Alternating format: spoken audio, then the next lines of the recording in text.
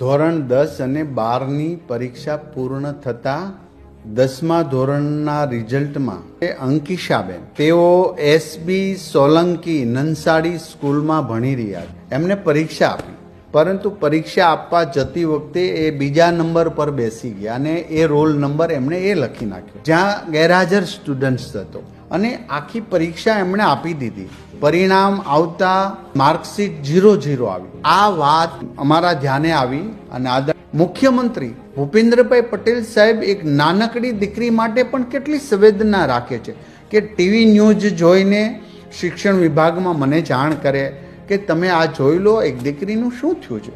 સાહેબ, આ મુખ્યમંત્રી આપણા છે, આપણી આ સરકાર છે. મારા અધિકારી મિત્ર સાથે પણ વાતચીત કરી, તપાસ કર્યો તો તપાસમાં દીકરીએ ખરેખર પરીક્ષા આપી હતી, પરંતુ બીજાના નંબર લખવાથી જે એબસેન્ટ સ્ટુડન્ટ્સ હતો એમના નંબર લખવાથી 0 એમના માર્ક આવ્યા. અમે આ બધો સુધારો અમારા અધિકારીની જાગૃતતાથી કર્યો. એ સુપરવાઇઝર તરીકે કામ કરતા અમારા જ કર્મચારીની પણ ગલતી છે અને એમને પણ શોકોઝની નોટિસ ફટકારવામાં આવી છે.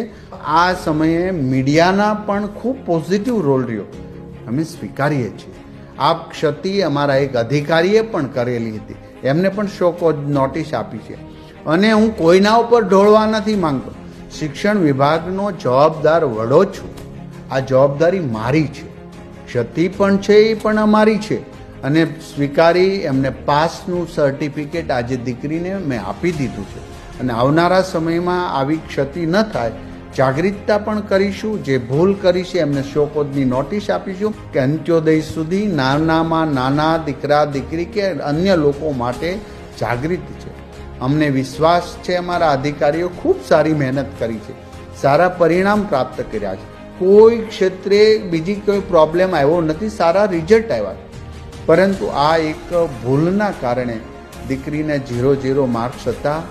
એમને પરીક્ષા આપી છે, એમને મહેનત કરી છે, એમને પાસનું સર્ટિફિકેટ આપવામાં આવ્યું છે. અત્યારે જ અમારા અધિકારી દ્વારા એમનું સન્માન પણ કરવામાં આવ્યું છે અને આ દીકરી હવે 11મામાં ભણશે. હું શુભેચ્છા આપું છું, એમના પિતાશ્રીને પણ શુભેચ્છા આપું છું. દીકરી પાસ થઈ ગઈ, બસ હસતો ખીલતો ચહેરો રહે.